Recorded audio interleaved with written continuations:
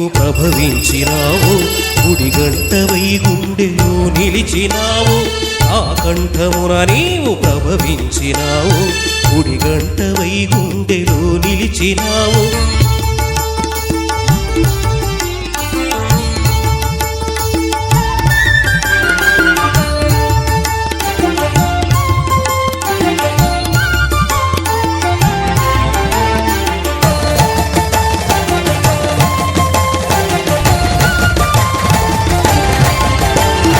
భవబంధములలోన మునిగినన్నాళ్ళు, భారమైన బ్రతుకు మోసే కన్నీళ్ళు.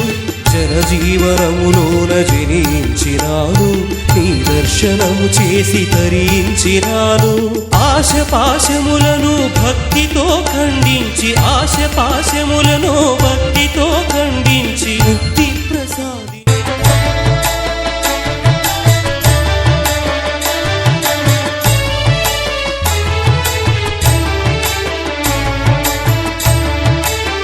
శ్రీకృష్ణ దేవరాయల కాలంలో ఆంజనేయ స్వామి వెలుగులోకి వచ్చారని పూర్వీకుల నుంచి ఒక కథనం ప్రచారంలో ఉంది.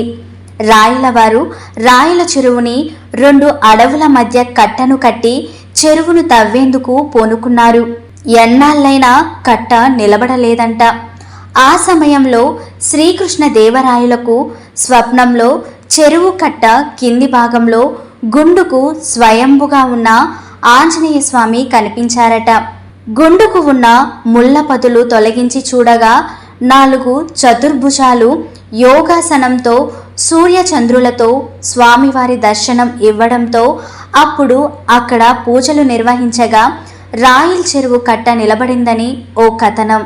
మరో కథనం కూడా పూర్వీకులు చెబుతున్నారు. చెరువు కట్ట నిలబడవకపోవడంతో రాయలవారు చెల్లెలు రాయలమ్మను కట్టకు బలివ్వడంతో కట్ట నిలబడిందని చెప్పడమే కాక ఎన్నో ఏళ్ల పాటు చెరువు కట్టపై రాయలమ్మ విగ్రహం మాట్లాడేదని చెప్పేవారు.